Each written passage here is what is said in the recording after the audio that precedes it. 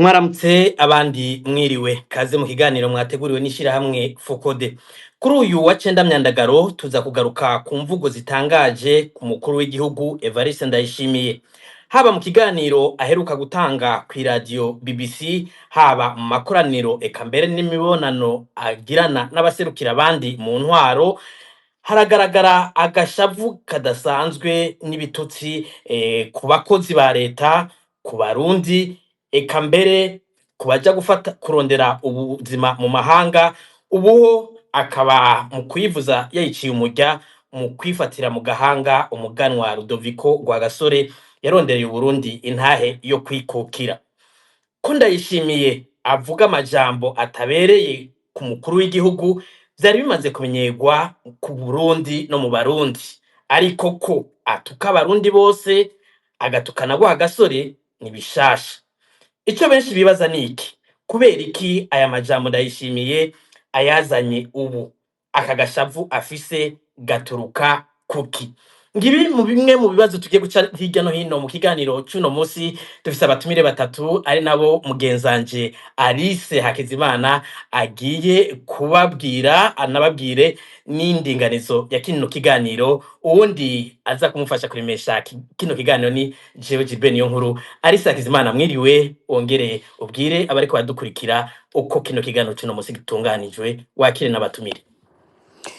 Urakoze Gilbert, reka tubanze twakire n'abamaze gushika ku murongo kugira ngo tuze kubana muri kino kiganiro. Nabo nyene ndabaramukije ndabaha n'ikaze muri kino kiganiro. Tuza kuba dufise abatumire batatu, ndabona hari abatarashika ku murongo ariko hariho umunywanyi amaze gushika ku murongo, reka tumwakire. Twizere ko n'abandi niba bariko baratwumva bogerageza kuduga kugira ngo dutangurane kino kiganiro. Umutumire amaze gushika ku murongo ni Pacifique Nahazwe, akaba arongoye ishirahamwe Fokode.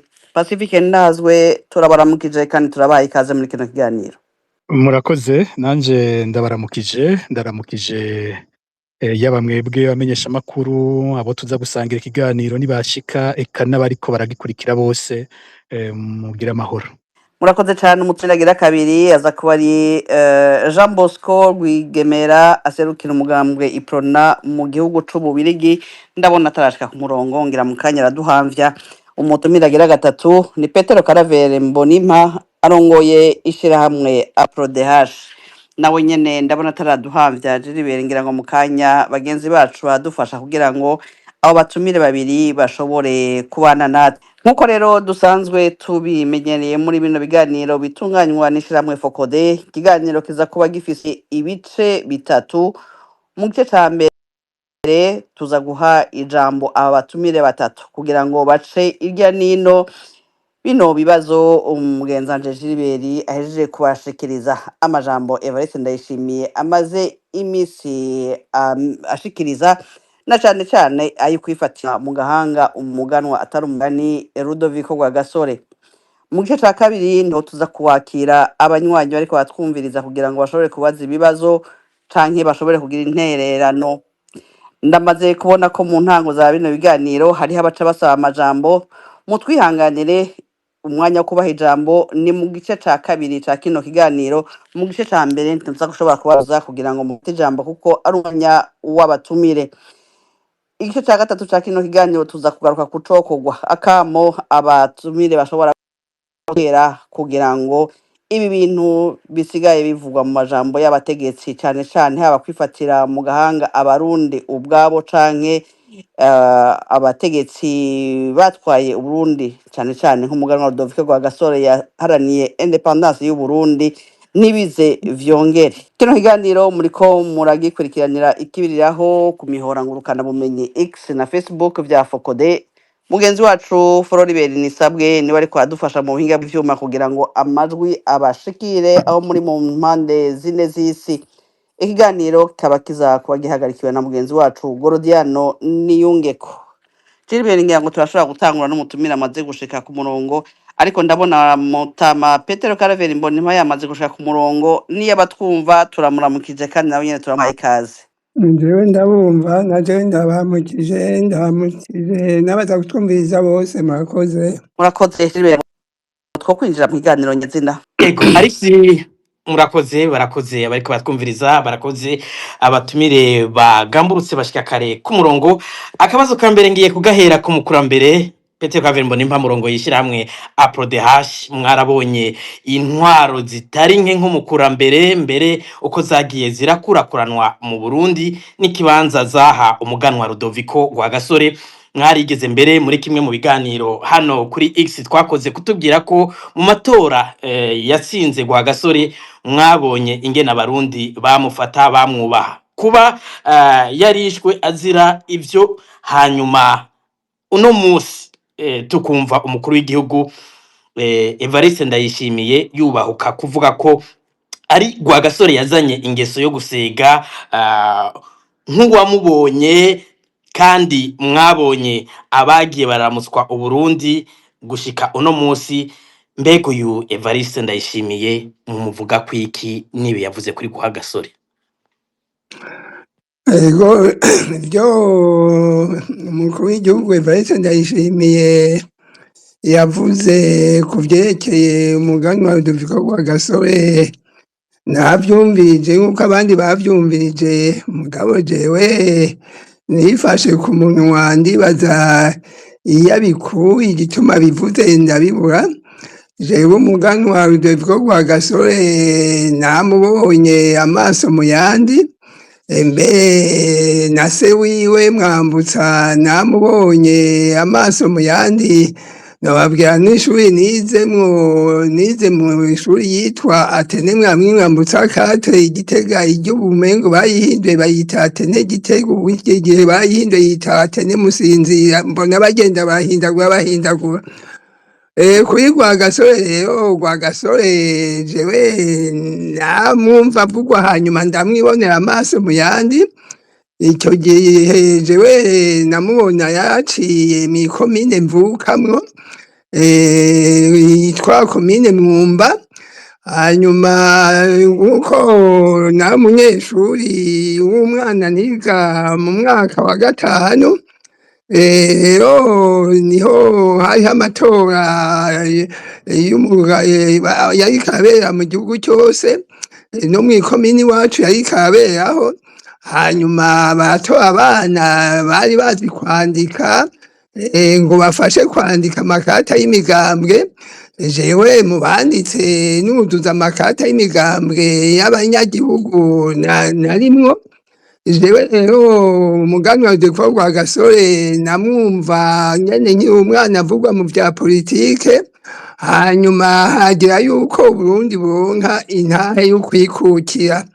Jewe rero nagize Imana mbere mu banyeshuri b'imiyabaga batowe kugira baze kuririmba Burundi bwacu.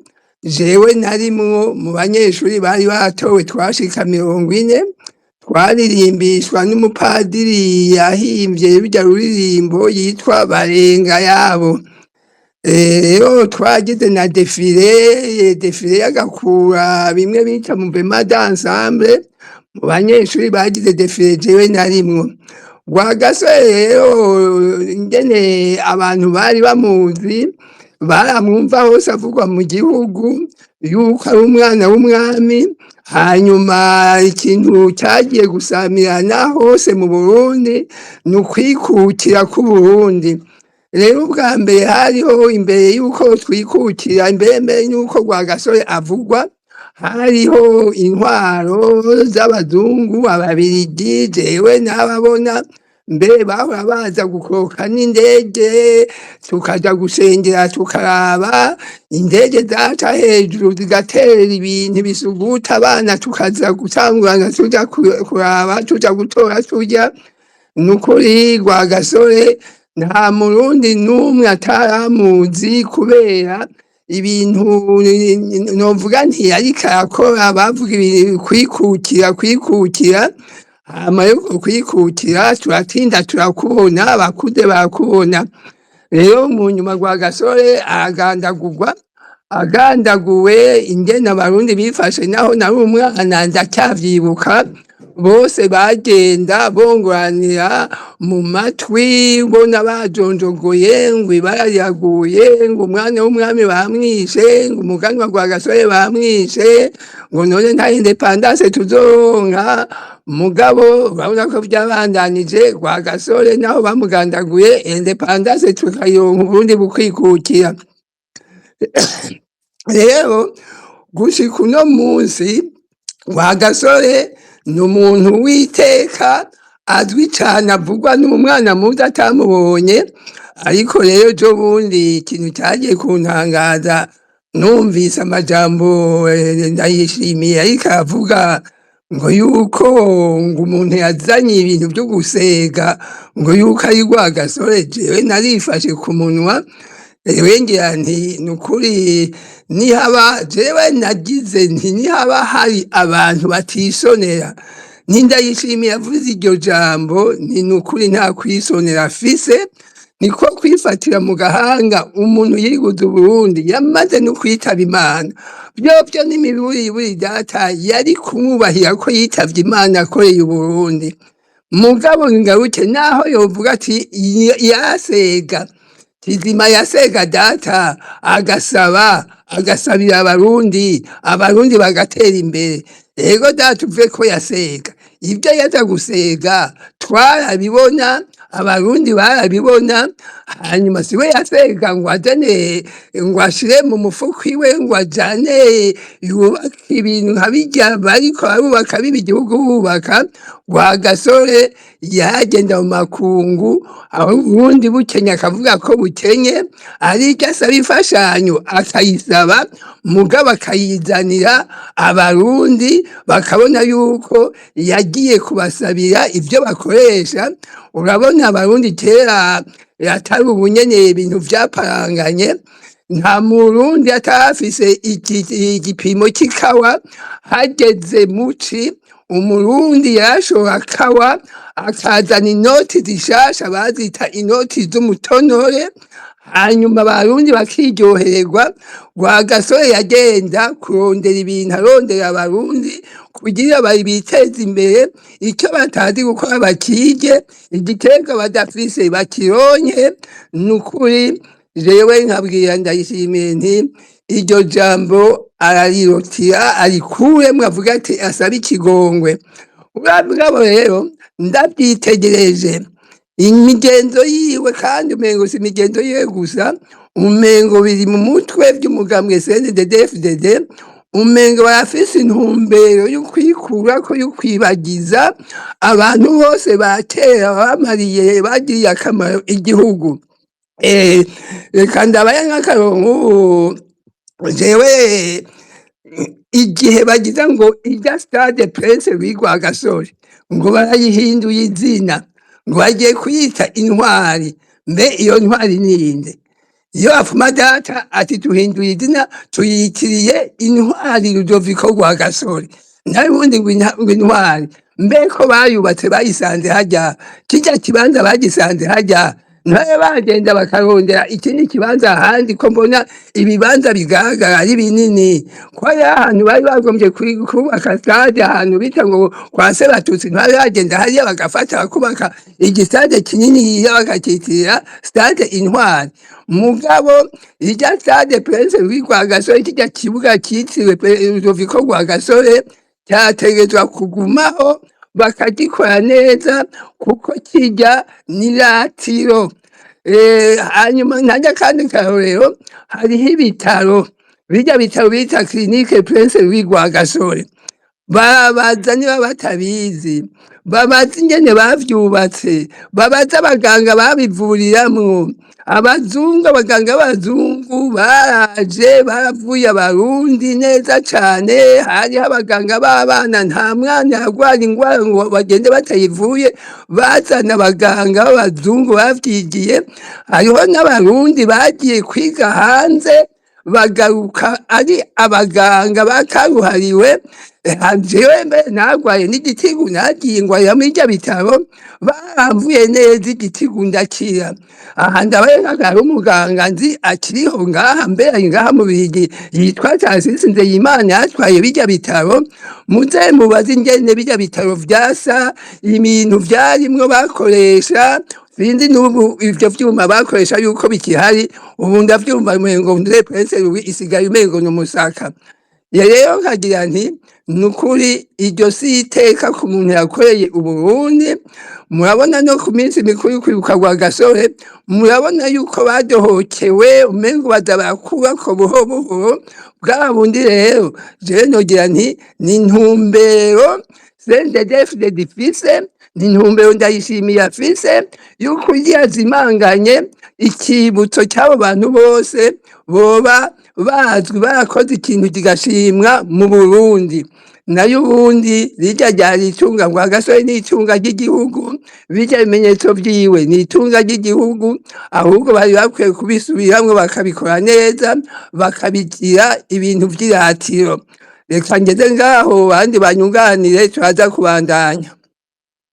Murakoze Petero Kaveri Mbonimpa. Pacifique Nahazwe nibutse ko murongoye ishirahamwe Fokode muri kimwe mu biganiro irishirahamwe ryatunganije twaragarutse ku majambo Evariste Ndayishimiye umukuru w'igihugu cy'u Burundi yari yavuze ku bijanye na PDC afatira hamwe abantu mu kivunga aravuga umugambwe y'Iprona umugambwe Frodebu aravuga Eklezia Katolika n'amashirahamwe yigenga ko bose araba PDC mwari mwibukije ibijanye na kahise ka PDC mbere noneho ubu umuntu yumvirije Ndayishimiye umenga iyo bayavuze yuko ivyo yavuze kuri PDC ntaho bitaniye n'ivyo yavuze kuri Rwagasore hari isano mwumva bifitaniye muri urukurikirane rw'amajambo amaze iminsi akoroka nk'urubura mu kanwa k'umukuru w'igihugu. Ego murakoze ntangure nka Mutama Petero Karaveri Mbonimpa yagize ati jewe igihe numva aya majambo nifashe ku munwa kuri nanje igihe numva ajya amajambo narumiwe. Twese ubu turamaze kumenyera ko Perezida Ndayishimiye ashobora kuvuga ibimuciye mu mutwe byose, turamaze kumenyera ko ataco yubaha, turamaze kumenyera ko ashobora gutuka umuntu wese ashatse. Mugabo turavye igihagararo Rwagasore afise mu mitima y'abarundi nta numwe yokwahutse kwibaza ko umukuru w'igihugu yogeze ku rugero rwo gutuka Rwagasore. Nta muntu numwe n'ukuri nibaza ko ivyo bintu yovyibagije, sinibaza ko hari umuntu numwe atatangaye yumvise aya majambo. Jeho ku bwanje navuze nti bisa no kwica irya kabiri Rwagasore.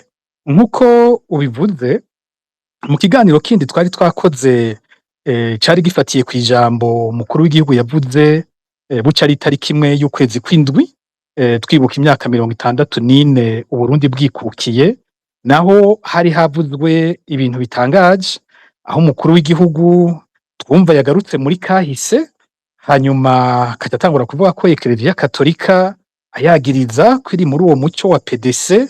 Hari ivyo yagiye arongera ko ntogaruka ko twarabivuze ko bikwiye, arabishira ku mugambwe y'Iprona wa Rwagasore nyene, arabishira ku mugambwe Frodebu, ku buryo umuntu yumviriza akavuga ati umukuru w'igihugu yatewe n'ibiki, uyu mugambwe PDC waratsinzwe warafuditse, indongozi zawo zarishwe, none bije gute ngo uyu munsi abantu bariko baritwa aba PDC kubera ko hari ikintu bavuze kitaryohera ubutegetsi bwa Perezida Ndayishimiye.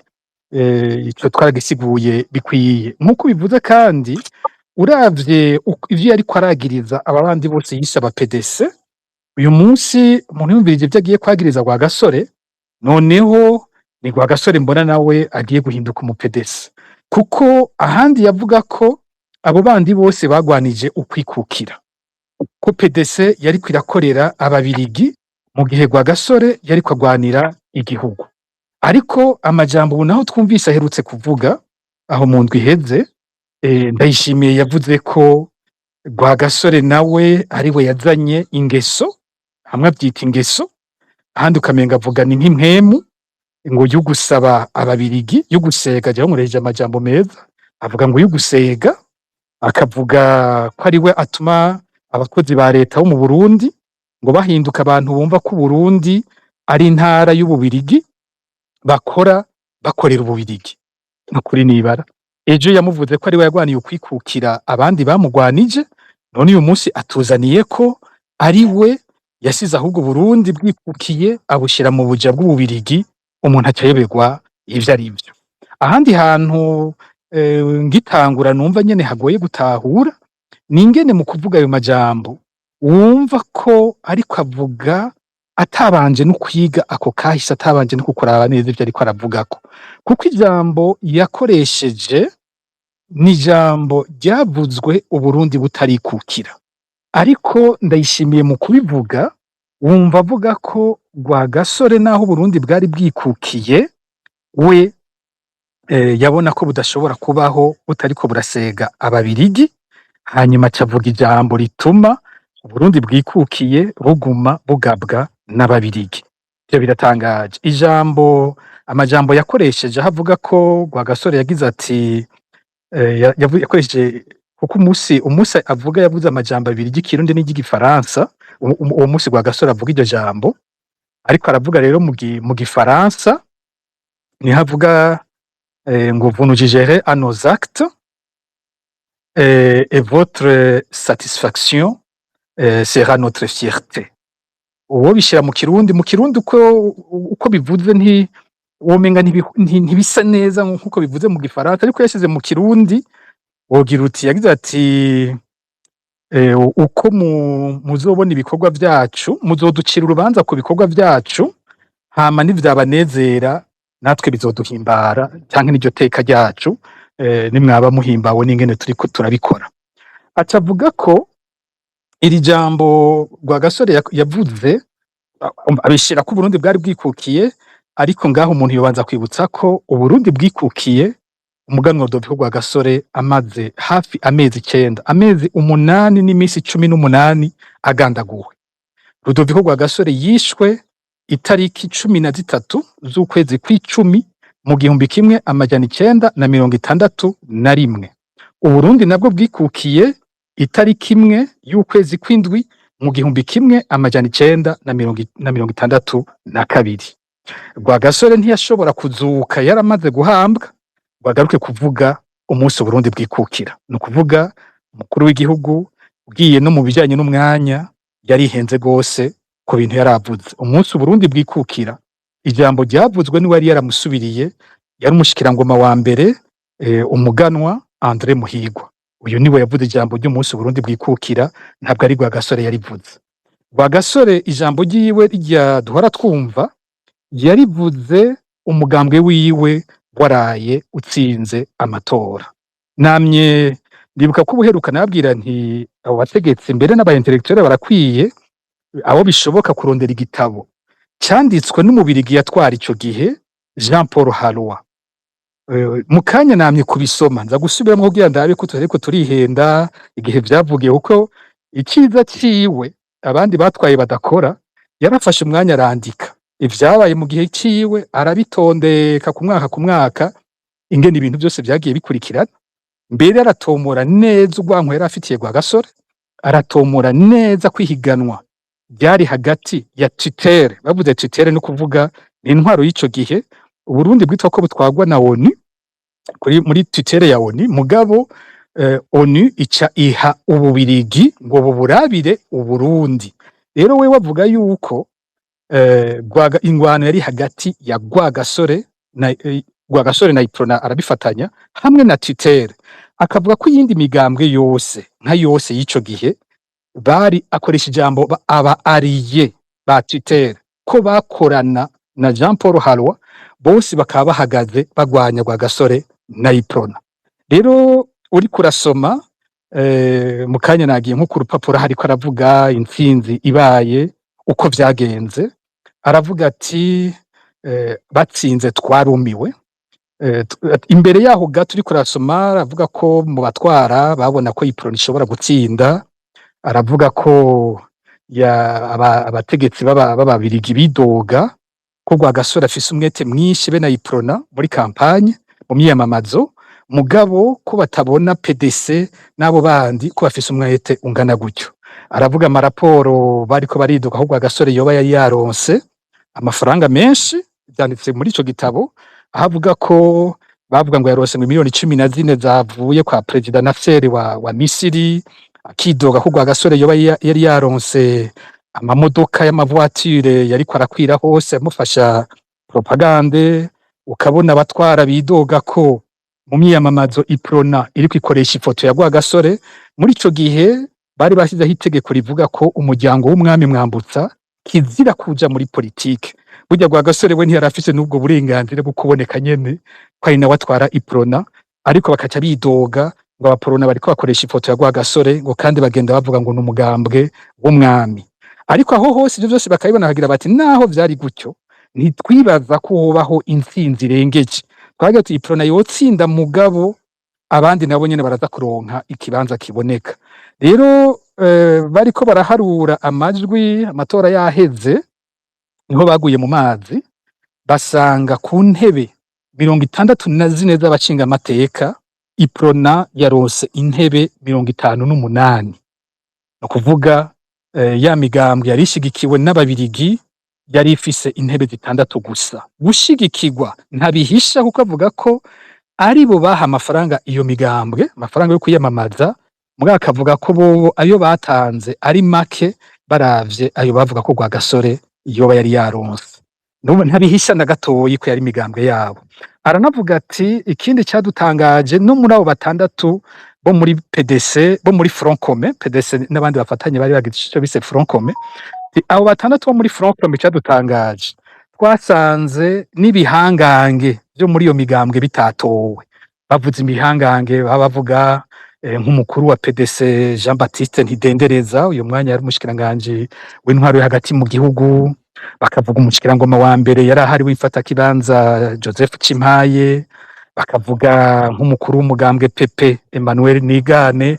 Ati ivyo bihangange vyose mu matora vyose vyari atanumwe yaronse ikibanza na gitoyi, Iprona yasa nuko itwaye vyose.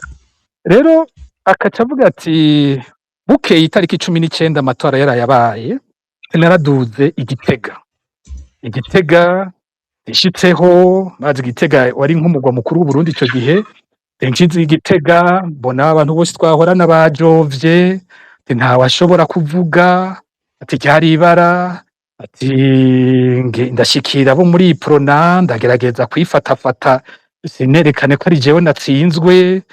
Hanyuma tukabona turahura na Rwagasore ukuntu amuvuga bahuye ico gihe, avuga ati Rwagasore yari ameze ukuntu, ntiwamubona umengo yaryohewe cyane ariko arishima, atariko yari afise mujisha akantu nahora mbona, akantu menga na kayeri kantu kubona nyine ko ariko arantwenga, mugabo ahandi yifashe rupasha natacubona. Mu nyuma nihaca avuga ingene bagiye ku radio y'igihugu yari herutse kugururwa, bagiye ku radio y'igihugu kuvuga amajambo, avuga ko ico gihe havuzwe, nimba ntibeshe avuga ko havuzwe amajambo 3, aho ndashobora kucehenda ko aravuga ko we nyene yavuze, aravuga ijambo ati hageze umukuru wa Iprona, kuko Rwagasore atararekuriwe kuba umukuru wa Iprona ico gihe. Caravuga ati André Nugu umukuru wa Iprona nawe yarafashe ijambo ati we wararamutsa arakeza abatsinze, mugaca avuga ngo reka guce twumviriza ijambo ry'umuhanuzi mukuru wa Iprona Rwagasore. Rero ico gihe urumva Rwagasore niho yerekana nyene ko ari we mu patron wa Iprona, biboneka icese kuko batsinze umukuru w'umugambwe se bavuga ijambo, umukuru w'umugambwe aramutegura gusa aravuga ati ndabakeje ariko reka twumvirize ijambo ry'umuhanuzi mukuru w'umugambwe Iprona, bamwita conseiller général. Rero Rwagasore aravuze rirya jambo, Jean Paul Halwa avuga ko biruhukije ku ruhande rumwe, kuko twari twiteze ijambo rikaze, ijambo ry'amanyama, ijambo ry'akanyaro, ijambo ryo kutwereka nyene ko yadushoboye, ariko yavuze ijambo rihumuriza bose. Nico kintu cyabonetsemo, arahumuriza bose, arerekana ko intsinzi yiwe ari y'abarundi bose, arabuza ko abaporona bogirira nabi abo mu migambwe yari yarabakoreye ikibi bagihiganwa, aranabuza ko, aranavuga aranashimira n'Ububirigi, Ububirigi twari twiteze ko dutuka, turatangara, aduha ijambo wumva na twebwe yerekana ko akeneye ko dukorana, atantambara akeneye hagati yacu. wisoma umengo binyegejemwo ko banababaye kubona atagize ivyo bari biteze. Mu bisanzwe bari biteze ijambo rimeze nk'iryari ryabaye umwaka imbere muri Kongo, aho Kongo yikukira. Patrice Lumumba umugenzi wa Rwagasore, na Rwagasore niho yarari, yavuze ijambo rikaze cyane, ryashavuje umwami w'Ubirigi, niho yarari ico gihe. Aravuga ati ukwikukira turonse suko tugabiwe, tukuronse kuko twakugwaniye, ntituzibagira amabi twabonye muri ko muradutwara. Ijambo rya Lumumba ngira abantu benshi bararyibuka mu mutwe, abamaze kuryumviriza bose iyo uryumvise ntushobora kuryibagira. Ijambo rikaze, ariho havuye ko bacategura no kumwica. Rero Ababirigi bari biteze ko Rwagasore aza kubaha ijambo nka rimwe Lumumba yavuze, kandi Lumumba amaze kuvuga uko yavuze vyafashije Ababirigi ahubwo kuca bandamugwanya, bakarandura intwaro yiwe, Kongo ija mu kajagari, ku buryo batinda bakazana intwaro bashaka bo nyene. Mu Burundi bari biteze ko Rwagasore aza gukora iryo kosa, akaca baha akaryo ko kumugwanya, baramubura. Abaha ijambo ryerekana ko akeneye ko bakorana, ati umuzigo mwari mufise wo gutwara Uburundi ugiye kuja ku bitugo vyacu, turazi ko ari umuzigo utoroshe. Akaca basaba ko Ububirigi bobandanya bakorana, ariko aranavuga ico kintu ikindi abantu batabona, burya ntiyari kwabwira n'Ababirigi gusa. Ico Ndayishimiye ashobora kuba atanatahuye muri iryo jambo, Ababirigi ico gihe isi yari igabuyemo kabiri, twabivuze mu kiganiro caheruka, le bloc ouest, bloc est. Ababirigi bari muri urwo ruhande rwa west waba ari Ababirigi mugabo haba hakomeye Abanyamerika, haba ari Abafaransa, Bongereza n'abandi. Rwagasore yari abizi ko niyo atashobora kumvikana n'Ububirigi, niyo Ububirigi butamutahura, azotangura ariko agwana nayo makungu yose. Nico gituma rirya jambo avuga kurya arivuga arizi ko aribwiye Ababirigi, ariko kandi anaribwiye ivyo bindi bihugu vyose. Ababwiye ati twebwe ntituri uko mutwibaza, tuje dushaka gukorana namwe mwese. Uburundi bwikukiye buzoba ari Uburundi bukorana n'amakungu yose, tuzoba dukeneye kubana neza. Burya nico yariko aravuga. Hanyuma ni ijambo kandi Abarundi nabo nyene bakiriye, bakafata ko ariko aribo yabwiye. Imyaka yose twabayeho iri jambo twama dufata ko ari twebwe yabwiye, ko yavuze ati nje kubakorera, muze mundabire kugene nkora, kandi ninabona mushimye nanje nzovyishimira, rizoba ari iteka ryacu. Twebwe twumvamwo ko ari ijambo ahaye umuntu wese atwara mu Burundi, akwiye kwamazi ko ariko akorera Abarundi bose, hanyuma akama kurikira ingene Abarundi bafata ivyo ariko arakora. Rero Evariste Ndayishimiye uretse ko atatahuye ico Rwagasore ariko arakora, ntiyanatahuye ubutumwa yahaye abantu bose bazotwara Uburundi, aho ababwira ati mwicaye muri izo ntebe nimuze mwigere mwibagira abo muriko muratwarira, hanyuma mwame mwitwaritse kumenya ko bashimye canke batashimye ivyo muriko murakora. Hari ibindi bice bikomeye biri muri iryo jambo, jewe agace nkunda gose mu jambo rya Rwagasore nuko avuga ati nshaka ko Abarundi bose bagira ngo ashi, Abarundi bose bumva ko baruhutse, ari intwaro ije kubatwarira bose. Ariko twebwe ninde ashobora kuvuga ngo ashi turiko turaba intwaro ya Ndayishimiye? Ni intwaro tugira impunzi, ni intwaro abantu bagira impfuvyi, ni intwaro abantu banyuruzwa ntihamenye iyo barengeye, ni intwaro umuntu umenga nta gaciro na gato yafise mu gihugu ciwe. Leta ihari ishobora gukoresha umuntu ivyo ishatse vyose. Rero ndangiza nogira nti rirya jambo umuntu ntashobora kuritahura atarisize muri context, mu gihe caryo. Uryadukanye ubunyene ukarikorora, usanga uri kuvuga wihenze. Nibaza ko Perezida Ndayishimiye afise uburyo bwose bwo kurondera abahinga ba kahise, bwo kuronka ibitabo vya kahise. Yari kubanza akahanuza abo bantu, akabahamagara, akababaza ati mbega iri jambo Rwagasore yarivuze ashaka kuvuga iki? Nayo ubundi yadutse gutyo akariterura gutyo ataranje kuraba ryavuye, ateza gukora amakosa, agasanga yatutse uwo Abarundi bose bubaha. Yari nk'umushinge w'ubumwe bwacu twese. Murakoze Pacifique Nahazwe. Ndabona umutumira agira gatatu yashitse ku murongo, umushinga nahe Jean Bosco Rwigemera. Yaba ariko batwumva turamuramukije kandi turamuhaye ikaze muri kino kiganiro. Ndabaramukije nanje sinzi yuko munyumva. Ego me turabumva 100%, ngira ngo mwumvise ivyo abandi atumire bariko barashikiriza. akabazo kuri mwebwe nk'uri mu mugambwe warondeye intahe yo kwikukira mwakiriye gute amajambo Evariste Ndayishimiye yavuze ku muganwa Rudoviko rwa Gasore na cane cane aho amwagiriza ko ari we yazanye ingeso yo gusega, ingeso ituma abakozi ba leta bumva ko ari abakozi b'Ububirigi. Ivyo mwebwe mwavyakiriye gute? Reka mbanze ndabaramutse ndabashimire no kutumire mwampaye. Hanyuma kuri ico kibazo twavyakiriye nabi cane, twaguye mu gahundwe. Nashaka kugira ngo abatwumviriza bategere neza, jewe ku bwanje burya Ndayishimiye yavuze ntiyabivuze ngo nuko atategereye ijambo Rwagasore yashikirije abarundi n'ababirigi. Mu nkundire rero mbanze mvuge nk'uko Pacifique yarabivuze, ntange ico bita twokwita mu gifaransa contexte mu kuvuga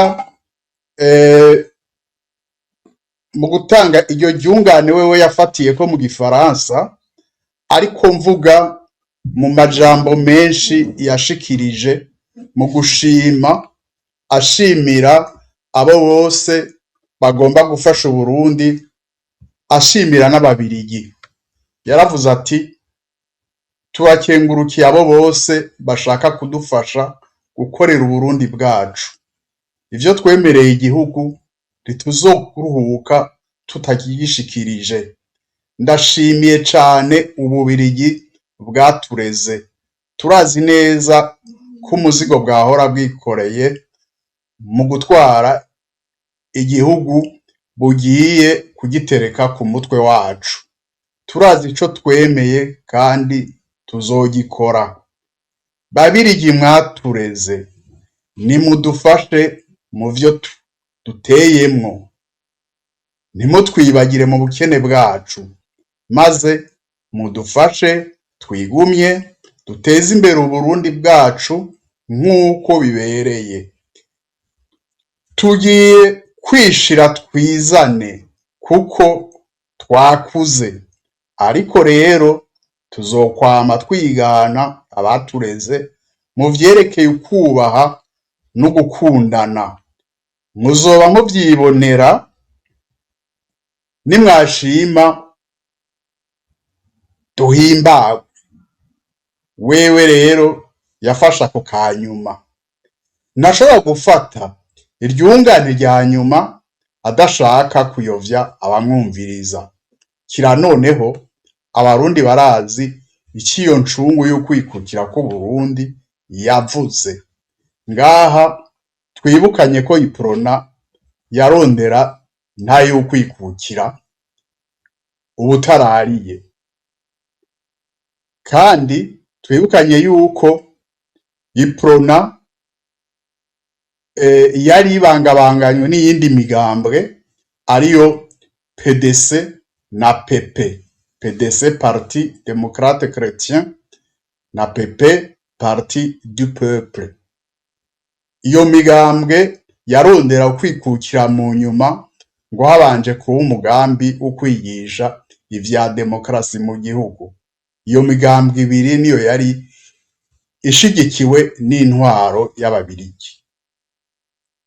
Mvuze rero muri make, PDC yashaka ko hobanza kuba impinduka buhoro buhoro mu vya politike, mu vy'imibano, mu vy'ubutunzi no vyo mu mico kama, imbere yuko dushikira intahe y'ukwikukira. Umugambwe Pepe nawo wavuga ko hobanza hakigwa ivy'ubusumbasumbane mu bantu, nk'uko hoba hakarenganyo mu gukumirwa. Ugusaba ko iyo ntahe yo kwikukira yozoshikwa hamaze kugaragara ubukerebutsi mu vya politike, ubutunzi n'imico kama. Murumva vyasa n'ibivuga bimwe, iyo migambwe ibiri yari ihetswe n'Ububirigi. Ivyo vyose rwari urwitwazo rw'Ububirigi kugira ngo basinzirize imboneza z'abarundi kugira bagume babohewe amaboko imugongo, bagume batwagwa n'ubwo Bubirigi ko ntibwagomba kuva mu Burundi. Fatiye kuri izo siguro ntanze, mwumva Rwagasore yoba yarondera gute kuba umukozi w'Ababirigi? Nta nsiguro bifise ivyo Ndayishimiye avuga, ahubwo biragaragara neza ko ayo majambo yabwiye Ababirigi afatiye ku vyari bihitiye mu mahiganwa. N'ukwereka Ababirigi ko naho batari bashigikiye ukwikukira k'ubutarariye, Uburundi bushitse kuri iyo ntambwe bubikwiye. Arahumuriza kandi akabereka ko imigenderanire izoba myiza. Ntibibaze ngo azoza aba yiyerekana abo umwansi nk'uko bari baramugwanije bibaza ngo azoba buzuriza mu ndumane. Akoresha imvugo ya kidiplomasiya n'urupfasoni nk'uwaronse indero kanatsinda. Yari umwana w'umwami, yakuriye mu muryango wa politike wo ku rwego rwo hejuru kandi yize, avuga ivyazi kandi yiteguriye. Novuga rero kamudasigana ko Ndayishimiye yamaze kurengwa, yimenyereye, yabonye umugambwe yiprona intwaro yiwe n'abamubanjirije bawuciye ubunywenywe, ati hasigaye yuko nzimanganya izina ry'umuganwa wa Gasore mu mitwe no nkundira gatoya, mu mitwe no mu mitima y'Abarundi. Ariko abo Barundi bari maso, ashaka ko ari we yofatwa nk'igitangaza. Burya intwaro nyinshi iyo zamaze kurengwa zishaka yuko aba arizo zihayagizwa, atawundi muntu yovugwa. Twarabibonye muri kahise, turabibona no mu bindi bihugu bitari bike. Murakoze. Murakoze cyane. Jean Bosco Rwigera, ku barutse vuba batabazi, nibutse yuko mwigeze kuba muserukira Uburundi mu gihugu c'Ububirigi. Mwarakoze rero mu buserukizi bw'Uburundi mu Bubirigi. Mwarumvise yuko umukuru w'igihugu Evariste Ndayishimiye avuga ko yatojwe canke yarezwe n'umuvyeyi adasega, akidogera abamusaba kuja kurondera imfashanyo. Vy'ukuri intwaro ya Ndayishimiye nta mfashanyo isaba nk'uko izindi ntwaro zabikoze, mukurikije ingene mwagiye mukora mugakorana n'ubushikiranganji bw'imigenderanire. Ubudasa buri hagati y'intwaro mwakoreye, intwaro zindi mwabonye n'intwaro ya Ndayishimiye n'ubuhe ku bwanyu? Kubera iki ano majambo ya Ndayishimiye ayazanye ubu? Ku bijanye n'ivyo Ndayishimiye atubwira ko yakuze abona nyina adasabiriza, yego ivyo ni vyiza, ariko ivyo ntivyari bikenewe ko aza kubirata ariko aravuga ivy'igihugu. Nta Murundi akeneye kumenya ingene yakuze. Ivy'umuvyeyi wiwe sinibaza ko bikwiye kuranishwa n'inyifato y'incungu y'Uburundi Rwagasore. Niba atari gikomere vyamuteye kubera yamavuga se gusa, kubera yamavuga nyina gusa, murantunga tutagera twumva ahavuga se, kubera ashobora kuba yamubuze akiri muto. Ivyo birababaje, ariko si ukuvuga ko yovyitwaza mu guha insiguro ibiraba igihugu no kwigereranya n'incungu y'Uburundi. Uti rero nta mfashanyo akeneye.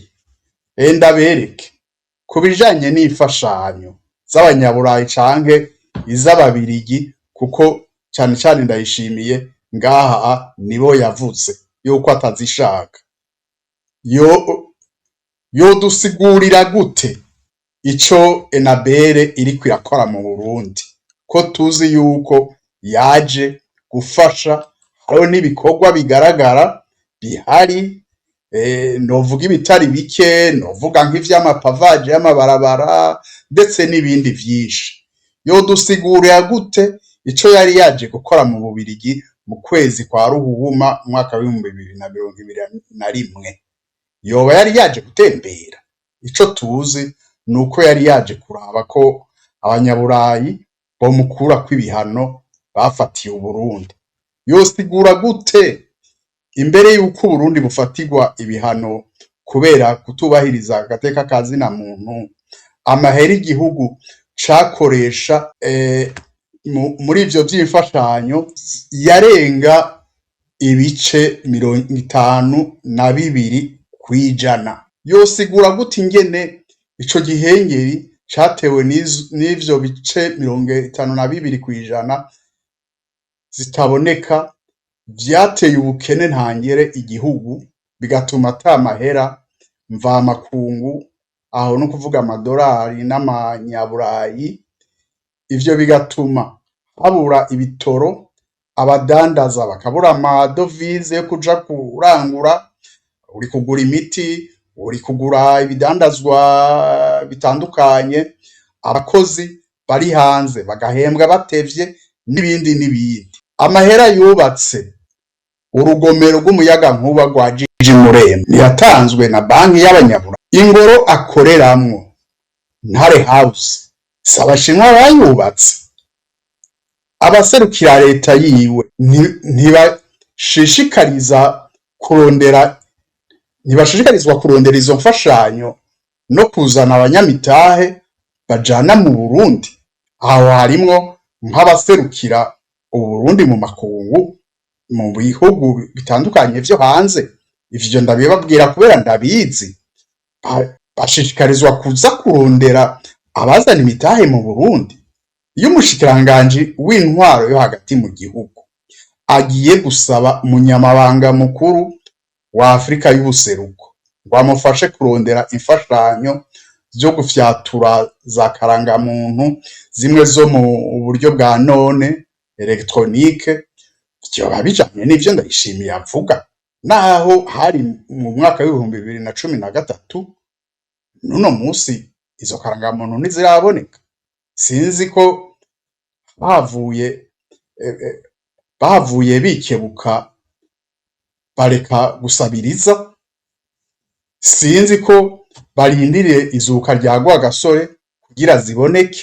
Ako nakarorero ntanze ngo abantu bumve ko iyo ntwaro ataco yanze kuva mu myaka ya mbere igitangura, no kuvuga mu mwaka w'ibihumbi 2005 kugeza uno musi. Uko kutarengera ingeso z'ubusuma canke zo kutubahiriza agateka ka zina muntu vyabujije leta kuronka, kandi birababaje, imfashanyo igera ku miliyoni 432 yari yanewe muri ca kindi bita FED, Fonds Européen de Développement, igira 11. Izo zari imfashanyo zo mu kiringo co kuva mu mwaka w'ibihumbi 2014 gushika mu mwaka w'ibihumbi 2020. Ayo mahera iyo leta yaciye mu myanya y'intoki. Muragenda murabe mu gihugu hose, henshi mu mahwane y'amabara muzosanga ivyapa vyanditseko ibikorwa vyakorewe muri iyo micungararo. Muzosoma ko amahera yatanzwe n'ibihugu canke amashirahamwe mvamakungu. Aho harimwo ibiraro, amashure, amavuriro, amabarabara, umuyagankuba n'ibindi. Nareke rero guhenda abanyagihugu, nakurikiza ivyo bene gutanga imfashanyo bamusaba, arabe ko atazozironka. Nta gihugu na kimwe cikwiye ivyo navyumve, abimenye, abimenyere. Kw'isi nzima ibihugu vyanye bifashanya nta bitera soni birimwo. Murakoze. murakoze ntaye wigemera akabazo kuri Petero Karaveri Mbonimpa uno munsi kuba Ndayishimiye yageze ku rugero avuga ko asukwa gasore kubera ko ngo adasaba imfashanyo hari ikosa kwa gasore yoba yarakoze mu kurondera ko Ububirigi n'Uburundi bigumana imigenderanire myiza begwa gasore ko yarondera ko ubutunzi bw'igihugu bwisononora ariko uno munsi kuri Ndayishimiye umuntu ariko araraba igihugu kirugarijwe n'ibibazo bitari bike vy'ubutunzi ariko Ndayishimiye akavuga haguma avuga ko arondera imfashanyo atarondera imfashanyo murantunga mwibaza ko ayo majambo uno munsi agamije iki Ndayishimiye korera iki ngira ngo muca mugira ko mukaza twishurana kano kabazo kajanye nuko Ndayishimiye aha agaciro abavyeyi biwe cane cane mama wiwe kurusha rwa gasore ivyo vyo mu biha insiguri yihe Petero Karaveri Mbonimpa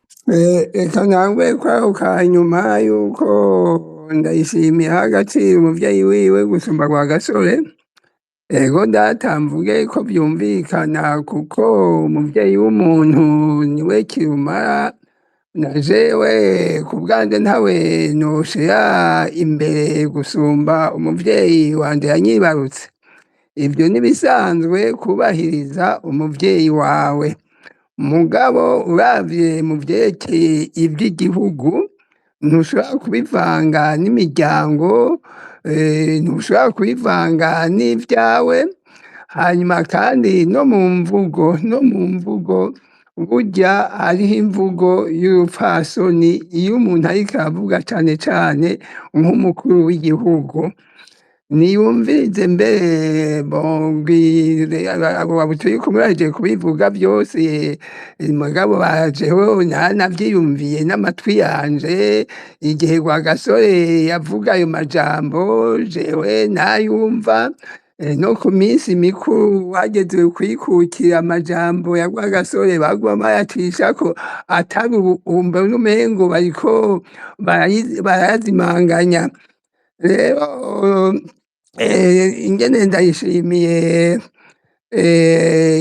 aza kuvuga umuganwa Rudoviko Rwagasore amera nk'umusuzugura nivyo bose bibatangaza naje nivyo bintangaza ariyo nkagira nti maze kwitegereza Ndayishimiye ingene akora ingene avuga umengo biri muri kamere yiwe kuko maze kwitegereza ivyo yamaze kuvuga kenshi nsanga yinjira no mu buzima bw'umuntu muto urashobora gusanga nk'ejo anyadutse akamvuga jewe ndi umuntu wo hasi nyarucari ugasanga yinjiye mu buzima bw'iwanje mu buzima bw'umuryango nka kumwe yifatira mu gahanga Faustin Ndikumana mbe yarigeze no kwifatira mu gahanga Gabriel Rufyiri rero mwene iyo mvugo n'ukuri ku muntu w'umukuru w'igihugu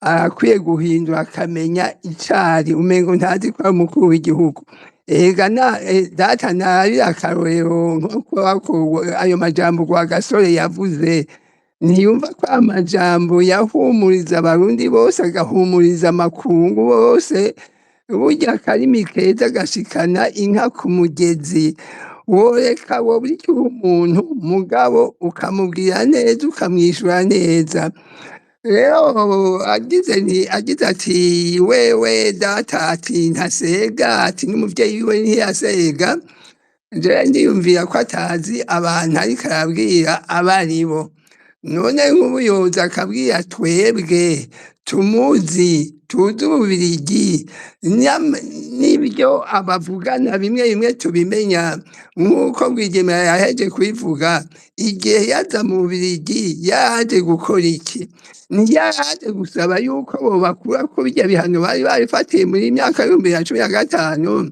ntiyaje gusaba yuko bosubira kubaha imfashanyo mugabo nawe agaca bemera ibindi ategerezwa kubakorera kandi niko byagenze mwarumvise yuko abigi bace bajya bati ibihano twari twafatiye Burundi mu 2015 bimwe turabikuyeho murabona bamwe bari babategetsi ibanza kugarika bari bafatiye ibihano harya Cicuro bakuyeko, hanyuma mbere n'imfasha Ndayishimiye yagize ati kandi imfashanyo mwahagaritse bimwe bita appui budgetaire, ati twabasaba yuko mwobikuraho hama mukadusubira mukadufasha. None Ndayishimiye yoja ngaha akarengwa yuko batavyumvikanye n'Ababirigi, hanyuma Ababirigi ntihaciye igihe gitagiri nk'amezi 6 ntibaciye basubira gutanga ya mfashanyo bari bahagaritse ku Burundi. None yorahira akarengwa yuko ata miliyoni 75 babahaye, imiliyoni 75 z'amayero babahaye mu kiringo c'amezi, mu kiringo c'imyaka 3. N'ubu aricyo gituma aricyo cyatumye mubona ifaranga ry'Uburundi wiganije n'ifaranga ry'abanyaburaya rijya bita euro, amafaranga y'amarundi yaciye agira agaciro. Murazi ko yari ageze kuvunjwa ku 8,500, ariko kuva aho batangiye irya mfashanyo miliyoni 75, ubu ifaranga ry'Uburundi ryaciye rikoroka. Ubu ujanye euro baguha 6,500. Murabona yuko nawe nyene yagiye gusega ati nimumfashe. Mugabo aho bitaniye na Rwagasore naye nabivuze nuko Rwagasore data agenda gusaba agasabira abarundi bose bakabona ibyakozwe. None nk'izo miliyoni 75 nk'ubu Ndayishimiye ati mbe kuva baguhaye ikintu abarundi bungutse ni ikihe? Ikintu cyakozwe tubona worata ni ikihe? Ayo uzosanga ahereye muri ya mifuka abantu bamwe bamwe. Naho rero atandukaniye n'abandi bategetsi ba kera, bobo babaha abanyagihugu bakagerageza guteza imbere abanyagihugu, nayo ubundi abo bobo bagira igihushane bashaka gucinyiza abanyagihugu bagume bari banyarucata cyo biha gushikamo ibintu byabo byose. Mbere babigira poto bagatuye amasoko kugira abantu bakene. Urumva ibyo byose ni ibintu ngira nti jewe niyumvira yuko abo batware bubu barongoye na Ndayishimiye babona iyo igihugu kiriko kiraja. Mbere kiriko turakurikiza ya ngendo yo kwikukira Rwagasore yadusigira. Ubu Rwagasore yoza yogira ati koko abanyagihugu baratekanywe kuko kumwe byifuza. Rero jewe ndavye ibyo leta Ndayishimiye iriko irakora, cyane cyane ngaruke kuri ibyo byerekeye Rwagasore kuko nicyo kiganiro cy'uno munsi. Murazi ko Rwagasore yagandaguwe mu kwezi kw'icumi tariki 1961. Murabona imyaka iraciye, abakuru bagiye bakurikirana bagiye basonera Rwagasore gushika hamwe mu ntara zose. Bari bashyizeho itegeko yuko ku mugwa mukuru wose w'intara bubakaho igishusho, ikibutso cya Rwagasore, kandi bama bariko bagikorera ugasanga hasukuye. Ariko ugenda murabe, numvise byatanguye ivyibutso vya Rwagasore bimwe bimwe ngo baramenaguye bakuraho. Ubu rero barafise intumbero, urazi kumenagura ikibutso cy'umuntu abaye umukuru nk'urya. Murazi icyo bivuga? Pacifique yari yabivuze. Nanjye ngire nti naho bitaniye no gufata umuvyimbo wa Rwagasore ukawuhonyanga, wumva ntacyuba ugisonera.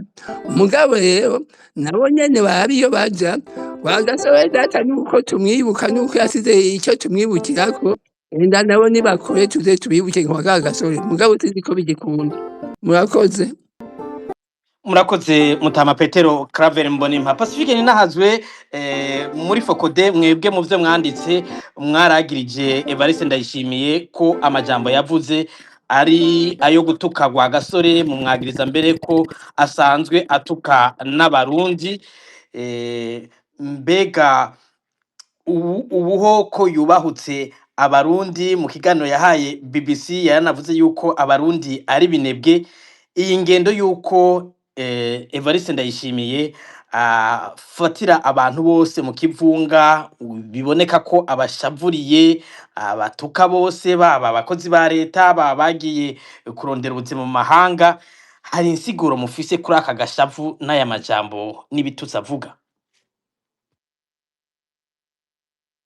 Jewe uko mbona aya majambo aguma agwira ya Perezida Ndayishimiye n'amajambo ajanye n'ingene yarananiwe gutunganya ivy'Uburundi, arabona igihugu aho kigejeje. Rero aho kwemera ko ari we yananiwe, ahindukira kuvuga ko igihugu bamuhaye arico kidashoboka. Sinzi ko muvyibuka ko yigeze no kunavyivugira we nyene ngo gutwara Uburundi, ngo hakutwara Uburundi ngo wopfuma ugenda gutwara ngo Ubuyahudi ngo mu gihe ca Yesu. Muribuka ariko aravuga ibintu bimeze gutyo. Ni ukuvuga vyose ibintu ariko aragira n'umuntu yananiwe kubera ko atansiguro afise ari buduhe, akaca arondera abatako ishavu. N'umukuru w'igihugu umengo we nyene ico ajejwe ntacazi. Rero akaca atuka ivyo bitakunze ngo bigende neza nivyo aca atuka, aho kuvuga ati aha twarananiwe, iki n'ukuri catunaniye, nimba hoboneka abandi babikora neza nibaze babikore, ariko twebwe ngaha twananiwe. Muravuze nk'ijambo yavuze ku Barundi bariko baraja kurondera ubuzima mu mahanga, ahaguma avuga ko abo bantu ari binebwe. Kandi igitangaje kuri Evariste Ndayishimiye nuko niyo Abarundi bishuye, iwe atanakimwe bihindura mu masubiramwo vya bindi nyene. Aho yatangura kuvuga atuka nk'Abarundi baje Dubai, ni benshi bavuze, baravuga ingene bababaye, harabaho n'utuntu two kumutwenga twinshi, baravuga uruzuba bakorerako, baravuga amagorwa barimwo hariya. Mugabo bati turagwana tukaguma ngaho, hako tuguma mu Burundi ataco turiko turakora, hako tuguma mu Burundi tudashobora gutunga imiryango, tubona abacu bariko baradupfirako canke tudashobora kuriha ibitunga abana, ibitunga urugo. Turemera tukaja kuri iryo zuba, turemera tukaja kwikorera iyo misenyi n'amabuye mu gihugu c'abandi, ariko tukaronka na dukeyi turungika muhira, utwo turungitse muhira tugafasha umuryango. Rero narinzi nti yumvise abantu bavyiyamirije akumva amajambo bavuze, je nagira ngo hari icigwa bica bimuha azahindure, ariko ntahinduka. Ivyo yavuze abandanya vya bindi nyene, ahubwo avuze irigira kabiri aca yunyura ivyo aba yaramaze kuvuga. Kumva nk'ubu avuga ko abumva badafise akazi mu Burundi ko bogenda mu mirima yiwe, bagende ngo mu mirima afise ikarusi, bagende mu mirima ngo afise mu Ruyigi, ngo nibagende mu mirima afise ibugendana, ngo nibagende bamukorere ngo kandi we ngo azona bahemba, ngo ntameze nka Eklezia Katolika. Aca niyibagira gutuka Katolika yavuze, sinzi ico bariko barapfa. Umwanya umwe ubona mu misa yama y'imisi yose kerekana ko akunda Imana, akunda Eklezia, mugabo aronse akaryo ko gutuka Eklezia ntibikunda, ateza kugenda yitutse. Urabura uwo muntu yaratuyobeye, ibimurimwo ivyo arivyo biragoye gutora no kuri uyu mukuru w'igihugu ko akoze. Rero ati jewe nzobahemba. Twe twarigeze kwandika inkuru muri Focode, inkuru ijanye n'abantu bakora mu mirima ya Ndayishimiye. Ni imirima yari nk'imirima y'ikarusi, niyo twigeze kwandikako. Aho ikarusi ivyo twari twabonye hariho nk'amazi yari yakatishije, abantu babura amazi kuko Ndayishimiye yatwaye mu mirima yiwe. Imirima yiwe yakoramwo abantu bakuze, mvuze bakuze nshatse kuvuga imyaka, bariko baragera imyaka y'ubutama n'ubutamakazi. Hakabamwo n'abandi ubona ari utwana duto duto cane twari kuba turi ku mashure, ukabona nibo bariko barakora. Baduhaye amafoto turabaza bayaduha ati none ni kubera iki bimeze gutya? Batwishuye bati Ndayishimiye ahemba nabi cane ku buryo abantu batemera kuja muri iyo mirima yiwe. Ahandi usanga umukozi ariko arahemberwa 5,000 ku munsi, kwa Ndayishimiye uca usanga bamuhemvye 3,000. Kandi twarivuganiye na bamwe mu bakora muri za intendance z'umukuru w'igihugu, baranatubwira ko amafaranga yaba ayagura iyo mirima yiwe, yaba n'amafaranga agenda guhemba abo bakozi, kwava muri intendance y'umukuru w'igihugu. Intendance ni iki ku batazi igifaransa? tendance najya amafaranga twavuze ahabwa umukuru w'igihugu yo kumubeshaho, amwe tuvuga yo gufungura yiwe, hamwe twavuga agomba aduza, ubu ageze ku miliyoni 4 ku munsi. Amafaranga abo bantu mu guhembwa bagenda guhembwa n'umukuru wa intendance y'umukuru w'igihugu, ubujejwe cya kigega gitunga umukuru w'igihugu niwe agenda guhemba abakozi, niwe amafaranga ava muri ayo aba yatanzwe mu makori y'abarundi. Ubu rero umukuru w'igihugu aragize ati nimba mudafise akazi nimugende mu mirima yanje, nimugende mu nkorere. Bwa buja ariko aravuga ahubwo ashira kuri Rwagasore ko yadushize mu buja bw'ababirigi, ahubwo turi ku mukuru w'igihugu akeneye gushira abarundi mu buja bwiwe. Iyo umwumvirije urayoberwa ko ari umuntu azi ko yahamagariwe gukorera abarundi bose no gufasha gufata ingingo zituma abo barundi bashobora kwibeshaho mw'iteka. Wewe yumva bariko baramubaza ivyo yagezeko, naho ikibazo ngira ntenda cyagura gose mu kucishura, bamumajeje aho muri BBC ati waranguriye iki abarundi, avuga ati jewe ntavyo mbona novuga, mwoja kubaza abarundi ivyo noba narabakoreye. Ati nawe mumenyesha amakuru akamusi, ati nawe hari ahantu Burundi bwari buri naho wowe ubugejeje no munsi niho uza wumva ariko aragenda. Ivyo bintu biza kurangirira kuvuga imirima yiwe, birangira kuvuga amatoni ngo y'inyama z'inkwavu we washora ku kwezi umuryango wiwe, birangira ariko arivuga gusa niwe n'imirima. Yumvira umukuru w'igihugu by'ukuri arazi ikintu yahamagariwe, arazi amabanga y'umukuru w'igihugu ayariyo. Umukuru w'igihugu agiye no kuduhayira cyane ivyo akora bindi bitari uko umukuru w'igihugu ayobegwa ko aba ariko aratubwira ko ahonyora ibwirizwa shingiro. Ibwirizwa shingiro umukuru w'igihugu ahabwa ibintu vyose ashobora gukenera vyose. N'impuzu yo munsi yambara turayimugurira, imodoka, amatara, amazi, agwaye, umwana agwaye, umukenyezi wiwe agwaye, turamuha umushahara ukwiye, twongera tukamukorera ivyo vyose. Ikintu cyose gishoboka umukuru w'igihugu ashobora gukenera, igihugu kirakiriha, naho kiba cyamuhaye umushahara usumba iyindi ibitangwa ku bakozi b'igihugu. Kubera iki ivyo bintu abihabwa? Bamubwira bati wewe ico utorewe, igituma tuguhaye ivyo, umwanya wawe wose dukeneye kuhinduka umwanya w'igihugu. Natwe nk'igihugu tukiye kugukorera ibindi vyose ukenera. Ushobora no kugira ubwoba uti ninavaho noneho nzoca njahe, hamwe ntomenya kuziganya nkakora twanje. Igihugu kivuga kiti n'igihe uzoba utakiri mu mabanga, ibikubeshaho vyose tuzobiguha, aho uzoja hose tuzoriha, ibyawe vyose tuzobikora n'igihe utazoba ukiri perezida. Niyo mpamvu ibwirizwa shingiro rimubuza ko hari ubundi buzi na bumwe asubira gukora. Ariko ni mu murayo umuntu baramubaza ico yamaze, akaza kutubwira ingene ari umudandaza akomeye, akaza kutubwira ibindi bintu akora bindi, kandi igihugu cyamuhaye byose kimubuza gukora ivyo bindi. Umukuru w'igihugu twari twiteze ko yumva ko akazi kiwe kwari ugufasha kwabo bantu nyene umugwaruka mu Burundi byoroha ko baronka akazi, n'ivyo bakoze ko bigira ico bivuyemo bibaha iteka kibabeshaho. None nawe ageze aho avuga ati ja mu mirima yanje nico mbona musigaje. Ahandi bakamaza ati none ngo mbega kubera iki baja mu mirima ngo yo muri Kenya, ngo kubera iki ngo bajayo nyene kubera iki? Bajayo kubera iki? Ugiye muri Kenya aza guhembwa gute? Aza guhembwa ku munsi amashiringi 300. Wagenda kuyashira mu marundi uza gusanga bitanguye kwegereza nk'ibihumbi 15 vy'amarundi. Nimba ye kuja kwa Ndayishimiye bakamuhemba ibihumbi 3. Hanyuma yagenda muri Kenya gasanga yakora ibihumbi 15. Ntiwumva ko agira ati reka njaho nzohembwa ivyo 15, kumbure nzofungura 5 ku munsi, ngire 10 mbitse nze ndungikire umugore asigaye mu gihugu, antungire n'abana. Ni igiki gitangaje ko muri ico gihe mu gihe ifaranga ryacu ryataye agaciro, umukozi w'iwacu Murundi w'iwacu avuga ati reka nje kurondera hariya handi hashoboka. Ni igihe gituma umusirikare intwazangabo mu gisirikare ukabona kapiteni muzima, ukabona majoro muzima, ukabona lieutenant yataye igihugu ciwe agiye i Dubai kwikorera imisenyi kuri rya zuba bavuze. Ni igihe bituma nuko Ndayishimiye umwanya ariko aratwara umusharaha uwo musirikare yisanga uwo mushahara udashobora kumubeshaho muri iyo myaka 6 Ndayishimiye amaze. Imbere yuko Ndayishimiye aza, intwazangabo zari zifise iteka, kuba umusirikare, kuba intwazangabo mu gisirikare ryari iteka rikomeye.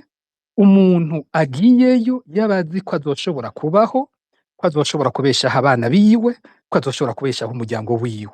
Uyu munsi umuntu araba koroneri bamuhemba agasanga ntashobora gusomesha abana, ntashobora gukora bya bindi byose byari bikenewe. Aho ntibitangaje ko koroneri nawe nyene ashobora kwiyumvira ko agifise inguvu yoshobora kuja kwiremeka wa musenyi, nimba ivyo bikoze abana biwe boja kw'ishure. Rero aha niho hari ikibazo gikomeye. Kudutuka, aya majambo yose aguma dutuka twese, buriya ni imvugo yiwe ivuga iti burya jewe narananiwe. Ariko hako nemera ko narananiwe, reka mvuge ko ari mwebwe muri babi, mvuge ko ari mwe mudashoboka, ko ari igihugu mfise kidashoboka. Nivyo abarimwo muri izi mvugo ziwe.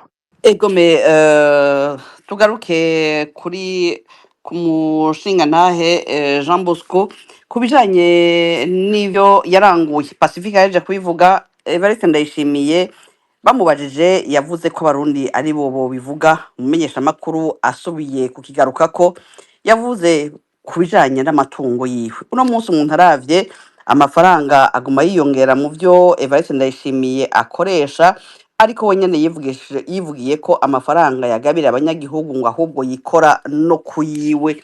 Kuri mwebwe bifise insiguro nyabaki?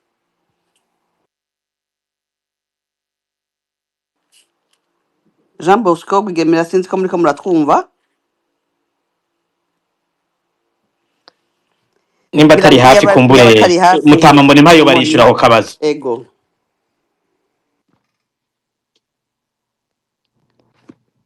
Niko irugaye Mutama Mbonimpa, nimba muriko muratwumva mwoyugurura kugira ngo mushobore kwishura. Ego ndabumva. Agise yose mu kabazo neza kuko nakumvise neza. Arise sinzi ko mushobora kumusubiriramwo. Ego nani bagiye kugura mikro. Nariko ndavuga ni Pacifique yareje kubivuga neza. Ndayishimiye baramubajije ku bijanye n'ivyo yaranguye, ariko wiyivugira ko abarundi ari bo bivuga. Ariko umumenyesha makuru abandanije bigaruka ko yagarutse ahubwo ku matungo yiwe.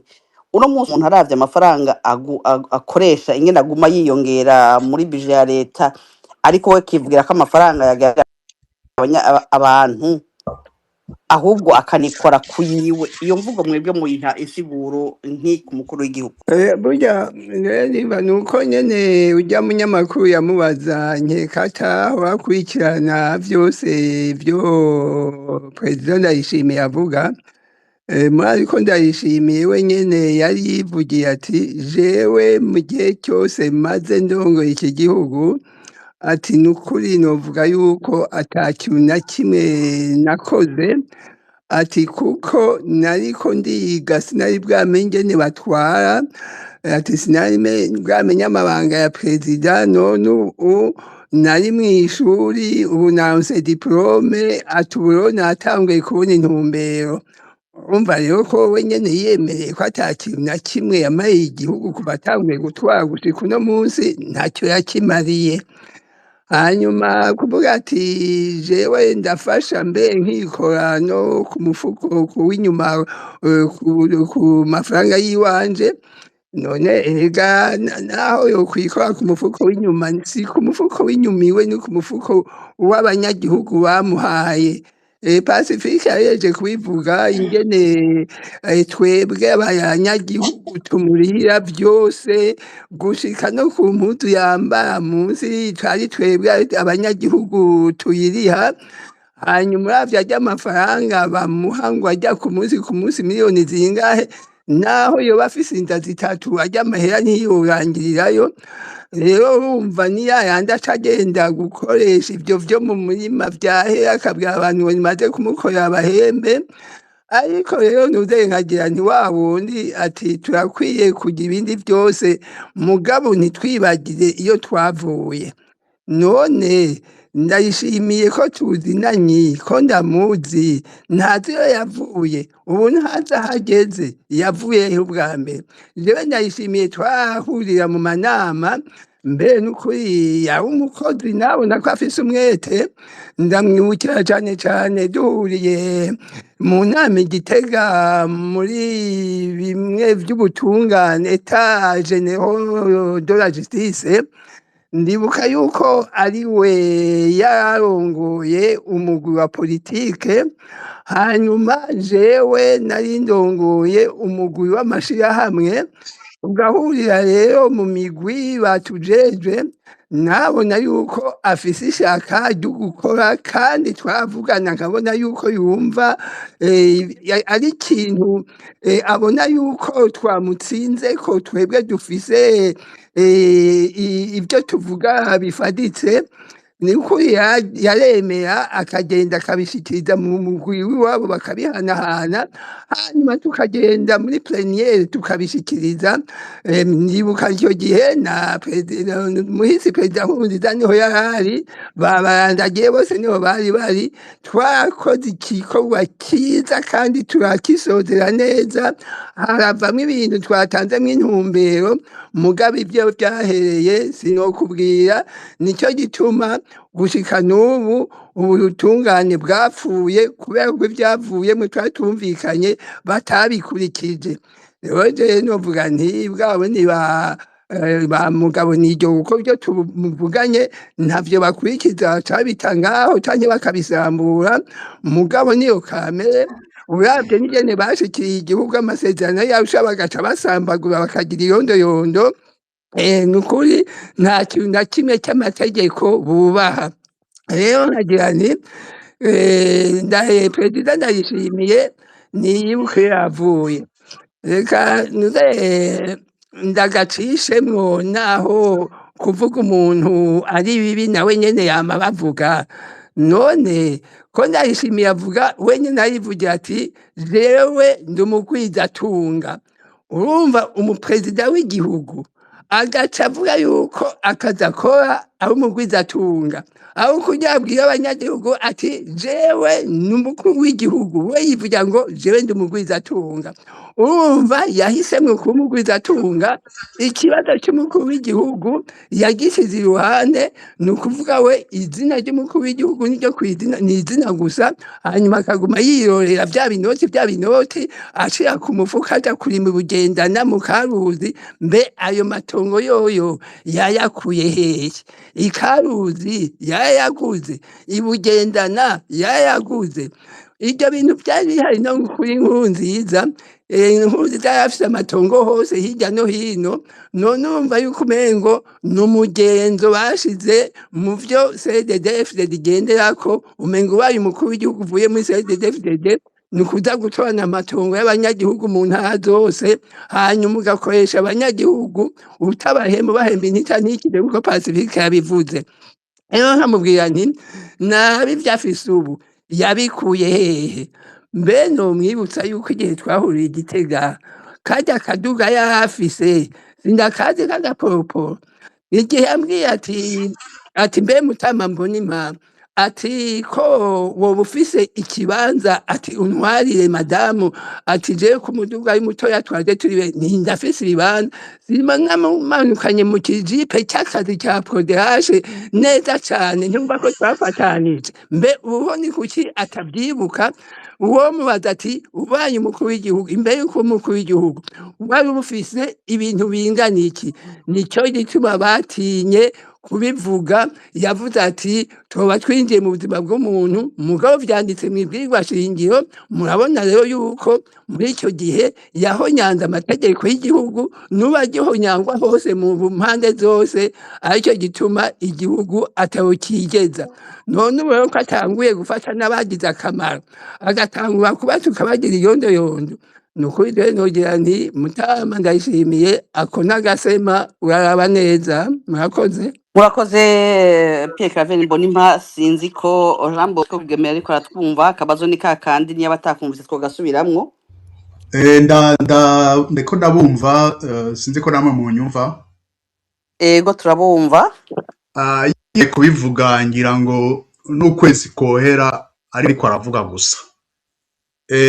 Jewe icyo nuvuga nuko Ndayishimiye burya nta mugambi afise. yigana ivyo yabonye kuri Nkurunziza. Uze murabe uri ivy'imirima, uri ivyo gusenga. kumbure kongira sinzi ikigoranye kwa Jean Bosco ariko ntituriko turamwumva ndabona yagiye ngira araza kugaruka mu kurindira reka tube turabaza akabazo Pacifique hanyuma twibutse abariko baradukurikira ko mu kanya tuza kuja mu gice ca kabiri ca kino kiganiro. Pacifique nahazwe mwarumvirije President Ndayishimiye ku bibazo ariko arabazwa na mugenzi wacu wo kuri BBC. Yaramubajije ku bijanye n'imigenderanire hagati y'u Rwanda, aramubaza ku muhari w'interamwe FDLR, arabaza ku bibazo vya Red Tabara, abaza no ku bibazo by'intambara muri Kongo. Ni ibibazo vyari vyavuzwe mu kiganiro ca Focode, mwari mwagize ico muvuga ko mbega mwoba mwaranyuzwe n'inyishu Ndayishimiye yatanze abicishije muri BBC nubwo atashimye kuza kuvugira muri Focode. Murakoze. Gatoya akantu ngira nongere ko kuri bagenzanje cenja ku kibazo mumbajije, iki c'amatungo yari afise n'ingene ubu yiyemera ko yamye ari umukozi cyane, yamye atunze. Nibutse yuko akiza ku butegetsi mu bintu yavuga cyane, yavuga yuko bagenzi be bamukengera. Iryo ni ijambo yagarutse ko kenshi muri za 2021 gushika nka 2023 imbere yuko apfunga Bunyoni, yaravuga ko abantu bamukengera ngo wewe ntatunze, ngo wewe ntaco afise, ngo mu gihe bagenzi we bafise byinshi cyane.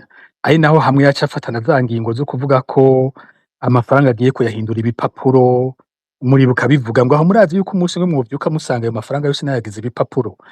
Intumbero nyamukuru y'ico gihe yari yuko yagira ati aba bantu bafise amafaranga menshi bakankengera, reka rero ndayabakureko, ayo mamiliyaridi bagabiwe na Nkurunziza ndayabake. Avuga bamwe bari batunze amanoti banyegeje banikira, yabavuga nka Batibiya, yabavuga bande.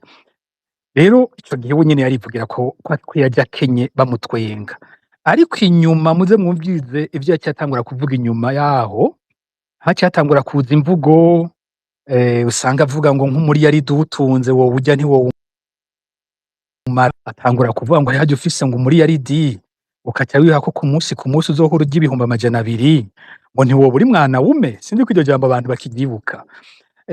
Aho no kuvuga rero yaratanguye nawe kugera ku rugo rugero, yaratanguye kubona amamiliyaridi iwe yuzuye, aravuga ati ubu rero je nanje nabaye umugabo, sinkiri wa wundi bagaya, n'abahora bangaya bamwe nabapfunze, ubu naberetse ko naje ndi umugabo. Rero ariko aratubesha yuko aratubwira ngo yaratunze imbere, ibikorwa niko yari abifise, nta umuhaririza kuko n'abandi barundi barabifise, n'abandi barundi ntisa badakora mugabo kuba bakora ntibagira abandi ntibice bibagira abamiliyarderi.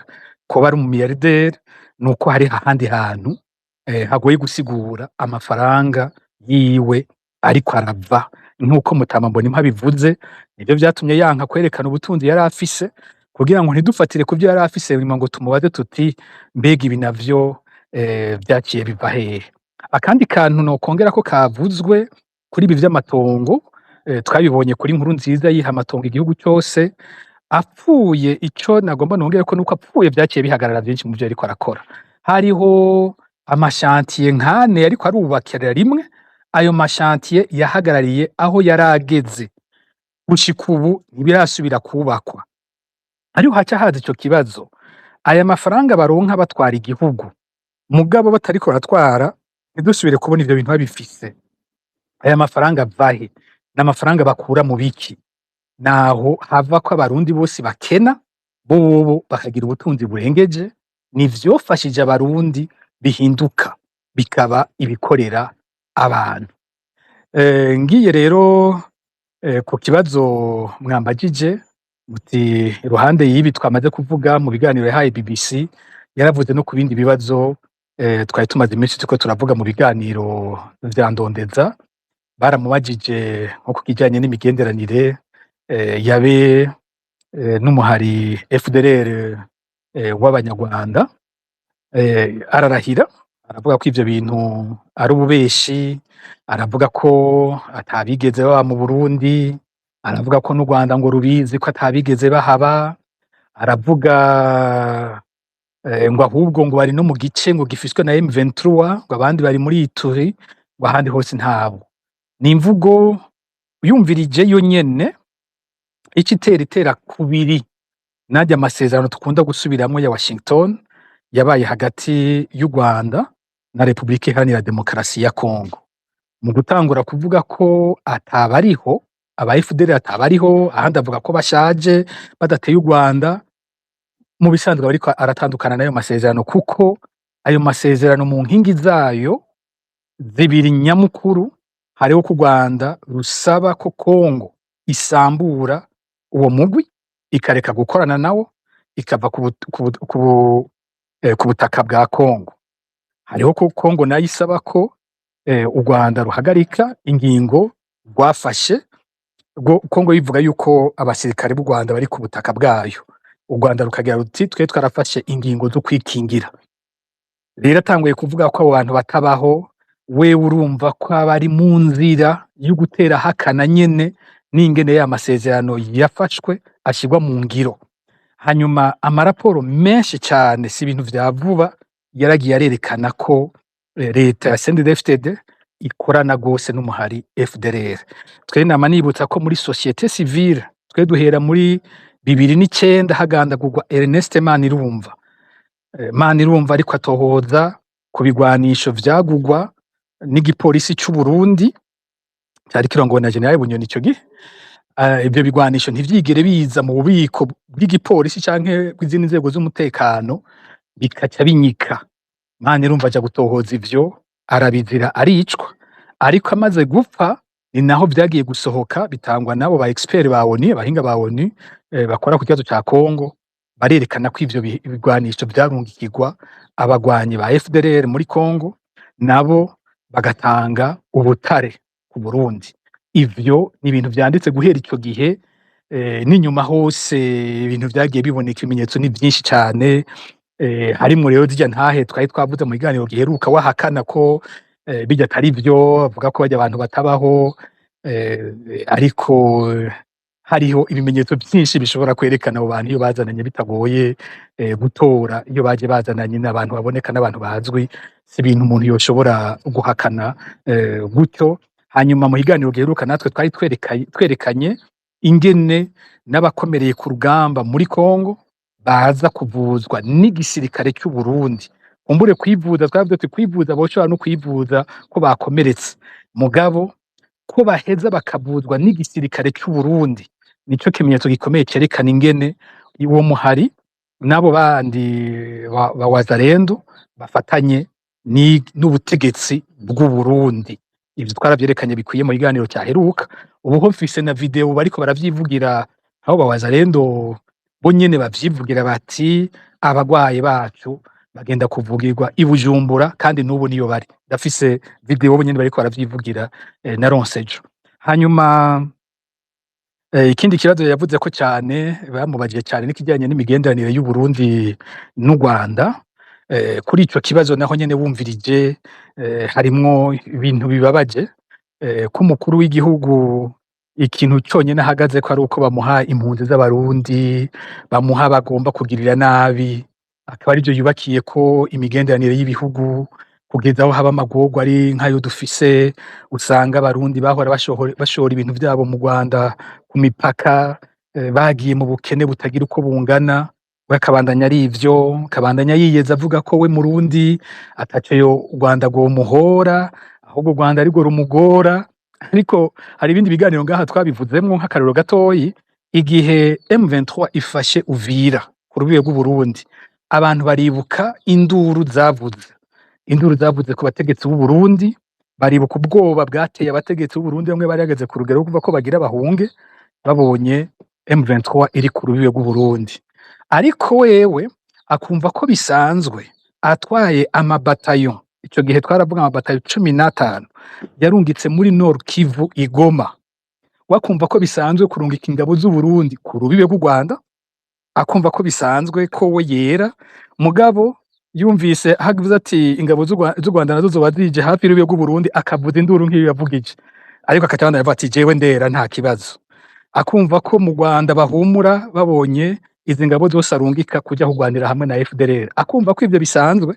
Mugabo nawe ntiyibaza ati mbega bonsubiriza mu ndumane, u Rwanda rwoza n'amabatayo angana kurya nk'ayo je narungitse bakaca bayaha iyi Red Tabara yama ariko aravuga hamwe u Rwanda rwofata 15 batayo 20 batayo nibuka ko mu matafoke utugeze kuri mu ma 33e batayo tafoke hamwe u Rwanda rwozana amabatayo 33 bakayaha Red Tabara ngo nibajane ku rugamba mbega vyo hava bica bigenda gute wumva induru avuza ari ibintu bitoyi cyane biba byabaye ku rundi ruhande wewe ivyo yakoze biri ari ibintu biteye ubwoba mugabo akanavuga ngo je nta kibazo je ndi mwiza abandi nibo babi aho nta muti ushoboka w'ibibazo mu gihe we nyine atigera ashobora kwemera mu gifaransa ngo ijambo sa responsabilité uruhara rwiwe muba biriko biraba ku bijanye n'ingwano iri muri Kongo. Ikindi numvise bavuga cyane ko ivyo abasoda b'u Burundi bakora bitabazwa we,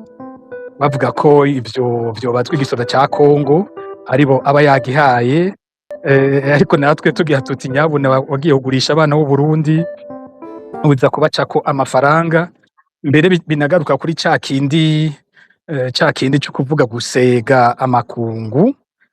Ivyo imigenderanire yiwe na Perezida Tshisekedi uko imeze bisa nuko u Burundi yabwinjije mu buja bwa Kongo.